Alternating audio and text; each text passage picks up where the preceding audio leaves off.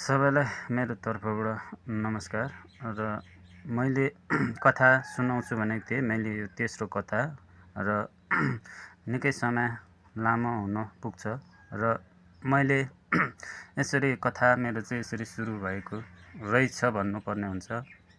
आफ्नो जन्म दिने आमापट्टि नै अलिकति प्रश्न खोज्नु पर्ने भयो र आमाले भन्नुहुन्थ्यो हैन, 9 महिनाको हुँदाखेरि तँलाई मैले अन्तिम अवस्थामा बचाएको थिएँ भन्नुभएको थियो र मेरो पुनः 3 दिनसम्म म ढुकढुकी मात्रै थियो भन्नुहुन्थ्यो।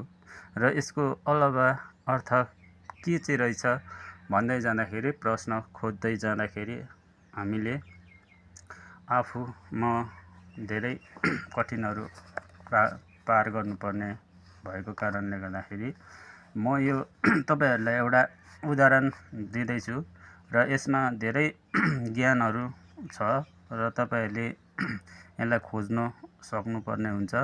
म यसको प्रश्नको उत्तर लास्टमा दिनेछु र यस्तो छ प्रश्नको उत्तर चाहिँ है। तपाईको हेर्नुहोस् ल, यो पहिला एक नम्बरमा नम्बर 3 छ है, प्लस भनेको अब 3 दिनसम्म हैन ढुकढुकी मात्रै थियो भन्ने यसको पछाडि प्लस छ। म प्रश्न लास्टमा दिनेछु। र दोस्रोमा छ यो नम्बर 4। नम्बर 4 को यसको पछाडि प्लस छ। यसमा पनि धेरै धर्म सम्बन्धी र ज्ञान सम्बन्धीको छ। र नम्बर 3 मा पनि अब 2 आउँछ।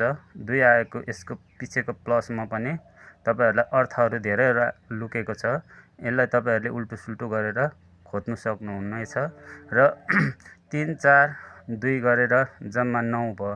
यो 9 को अर्थ के छ भन्ने तपाईहरूलाई म अन्तिममा सुनाउने छु र तपाईहरूले कोसिस गर्दै गर्नुहोला। हवस् त, नमस्कार। पुनः म सबै कथाहरू म सुनाउने छु, मैले जुन चाहिँ देखेको शक्तिद्वाराबाट देखेको कथाहरू। हवस् त, नमस्कार।